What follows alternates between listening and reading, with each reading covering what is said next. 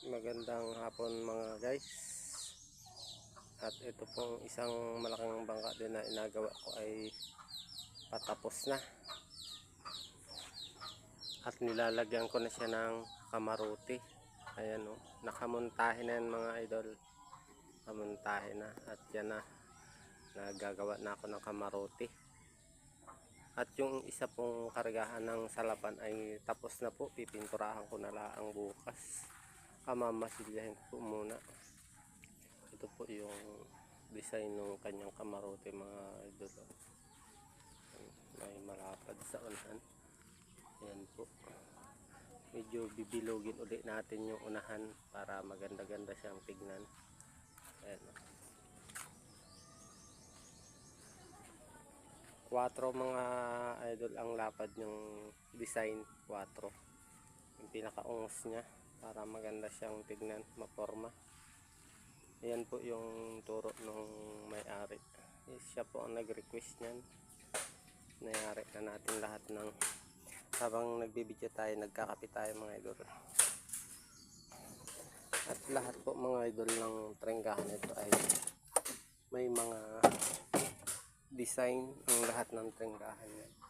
May mga design siya lahat.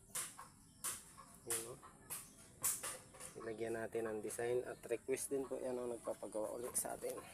Siyempre sinusunod lang natin yung mga tinuturo lang nila, yung request. Lahat po yan mga idol. Pati ulihan po yan ay may design. At ipapakita ko rin sa inyo mga idol yung aking mga pait mga idol. At ang gamit ko po mga idol dito ay na epoxy ay Pioneer. Ayan, may bagong bili na naman tayo mga idol na epoxy. Pioneer siyempre yung ginagamit ko. Ito po. Ayan, nagpabili na naman po ako mga idol na para diyan. Ayan, magkadikit pa mga idol. Magkadikit pa mga idol. Ayan, wala pang kabawas-bawas yan. Ayan, nagpabili na naman tayo ng 1 litro at kinulang po yung 1 galon. Ayan, kinulang po. Bali 2 galon na yung inubos ko. At ito ay nagpabili din ako kahapon doon sa isang nagpa-repair sa atin. Pioneer din po. Puro Pioneer po yung aking gamit. Tambak na yung Pioneer ko dyan. Ayan, nangangalat mga guys yung Pioneer natin yan. At ito na po yung lambata natin na ginawa. Ayan po yung salapan. Ayan. Salapan mga idol yan. Salapan yan. Kargahan po ng lambat ng salapan. Ayan. Bali 4 na araw ko lang siyang ginawa. 4 na araw lang yan mga idol. 4 na araw ko lang ginawa yan. Sa iba po yan ay hindi siguro kayanin ng 4 na araw. Pero sa akin to ay 4 na araw lang yan. Ini-extrahan ko pa lang po yan. Hindi pa po ako focus dyan sa paggagawa. At siyempre ay nakapokus din tayo dito sa isa. Ayan.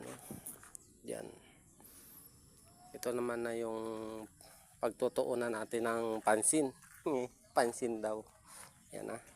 Yan na yung pagtutuunan natin. At abangan nyo ulit rito hanggang matapos itong aking ginagawa nito. Papupurmahin natin yan. Pakikisigin natin mga idol yan. Pakikisigin natin. Ayan. Shout out po sa may-ari nito.